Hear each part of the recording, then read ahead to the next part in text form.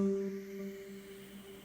didn't feel like the hit was big when I watched it on tape. It wasn't a huge hit. I didn't black out.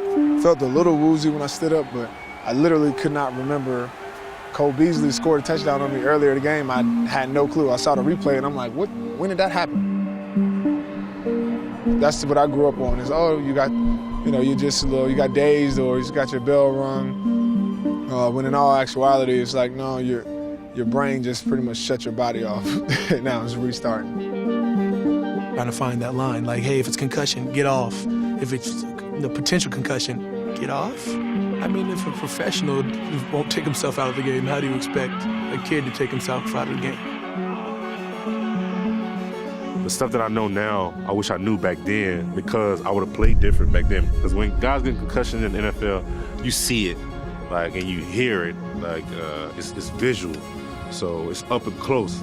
That need to be a wake-up call to you because you need to see that, oh, man, this guy just got hurt and he's done forever. I remember a tackling drill where, as a kid, I'm learning how to play and I'm going against somebody who's way bigger than me. He runs me over, and then the coach is yelling at me, like, do you want to go again? And in that instance, I remember, okay, I either have to cower down and kind of look like I'm afraid, or, I got to kind of psych myself up into doing this over again. I would never tell a kid to go out there on the field if you're hurt. Because I have a son, I always say, I don't want him to go out there if he's hurt. I get it. You could have a star receiver that's a game changer, get rocked, and you're like, hey, man, you okay? Get back in the game. But at the same time, if that's your boy, if that's your brother, hey, man, go get looked at real quick.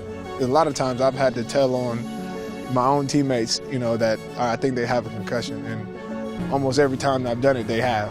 And I don't think any of my teammates has ever been upset with me for doing it. They definitely come from the coaches and parents. You have coaches that still are telling kids to just go out there and hit, just knock him out.